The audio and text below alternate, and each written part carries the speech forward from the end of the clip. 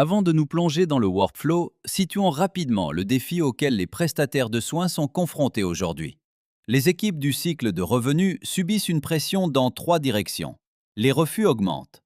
Environ 20% des demandes de remboursement médical sont refusées, mettant en péril des millions de dollars de revenus.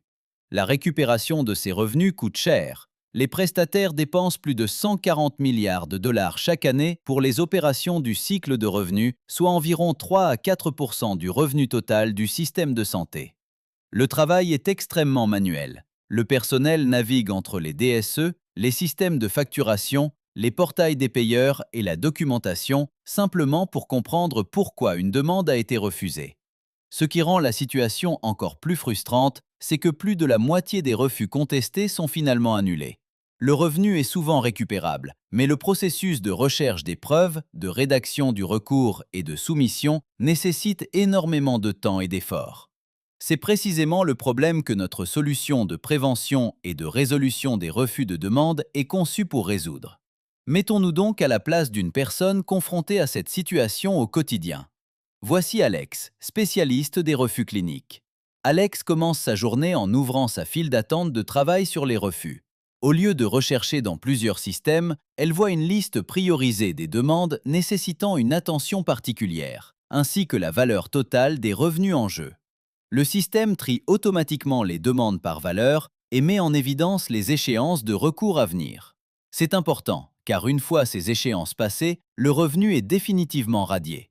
Alex sélectionne une demande à examiner. À ce stade, la plateforme a déjà rassemblé les informations pertinentes provenant de plusieurs systèmes en arrière-plan. Plusieurs agents travaillent ensemble pour organiser le refus. L'un examine les données de versement du payeur pour identifier le motif du refus. Un autre vérifie les exigences de politique les plus récentes du payeur. Un troisième parcourt la documentation clinique du patient pour identifier les preuves justifiant le traitement. Au lieu qu'Alex recherche manuellement dans les dossiers et les politiques, le système assemble le contexte et présente une recommandation. Dans ce cas, la demande a été refusée pour nécessité médicale. Mais le système a déjà identifié des preuves à l'appui dans les signes vitaux, les analyses de laboratoire et les résultats d'ECG du payeur. Il a également comparé ce cas aux résultats historiques des recours et aux règles de politique du payeur pour estimer la probabilité de succès d'un recours. Alex peut immédiatement voir que cette demande mérite d'être poursuivie, ainsi que le montant potentiel de récupération. Fait important, chaque recommandation est transparente. Alex peut ouvrir n'importe quelle conclusion pour remonter à la documentation d'origine, renforçant ainsi la confiance dans l'analyse du système. Une fois qu'Alex décide de procéder, l'étape suivante consiste à générer la lettre de recours. Un agent IA rédige automatiquement la lettre en utilisant les preuves cliniques déjà identifiées. L'argumentation est structurée de manière claire et formatée selon les exigences du payeur. Alex examine le projet, apporte les modifications nécessaires et l'approuve. Après approbation, l'automatisation gère le processus de soumission, que le payeur exige une soumission par portail, une transaction EDI ou même un fax. Chaque payeur a des processus différents et le système garantit que le dossier de recours est livré correctement. Ce qui prenait auparavant des heures de recherche et de rédaction peut maintenant se faire en quelques minutes en résolvant les refus. Mais la résolution des refus n'est qu'une partie de la valeur. L'un des aspects les plus puissants de la solution est la capacité d'identifier les tendances dans les refus. Chaque refus traité par le système devient partie intégrante d'un ensemble de données plus large qui aide à identifier les causes profondes.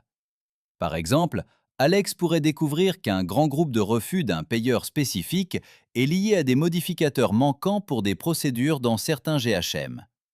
Au lieu de continuer à réagir à chaque refus individuellement, le système met en évidence cette tendance et estime l'impact sur les revenus de sa correction en amont. En ajustant le processus de soumission des demandes avant leur envoi, l'organisation peut prévenir entièrement ces refus, réduisant ainsi le travail en aval et accélérant la capture des revenus. Enfin, la direction peut voir l'impact financier de ces améliorations.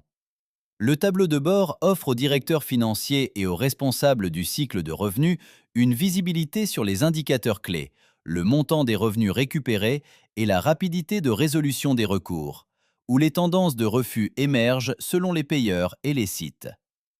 Pour les systèmes de santé, ce niveau de visibilité est essentiel.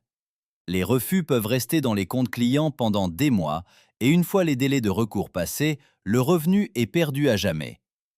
Les utilisateurs peuvent également discuter avec les refus et poser des questions sur les détails agrégés des 10 principaux refus par montant ou des questions spécifiques à une demande individuelle. Avec la solution de prévention et de résolution du iPass, les équipes comme celle d'Alex peuvent travailler plus rapidement, se concentrer sur les demandes les plus importantes et récupérer des revenus qui seraient autrement radiés, tout en réduisant la charge administrative dans l'ensemble du cycle de revenus.